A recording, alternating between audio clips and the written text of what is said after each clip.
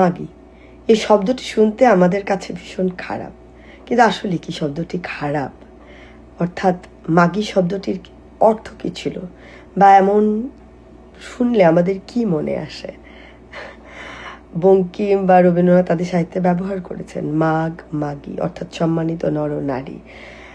কিন্তু আমাদের কেন খারাপ লাগে? সংস্কৃতে মাতৃগাম আছে, পালিতে আছে মাতুগাম, সেখান থেকে মৈথিলিতে আছে মৌগ, মানে নারী। আর সুকুমার সেন বলছেন যে চাহিবার বিষয়, অর্থাৎ যাকে চাওয়া হয় তিনিই নারী, অর্থাৎ মাগিবার বিষয় যিনি, তিনিই নারী। এখানে তো অবশ্যই ভাষার একটি রাজনীতি আছে, নারীর সাথে অর্থাৎ জেন্ডারের সাথে একটা সম্পর্কিত বিষয় অবশ্যই আছে।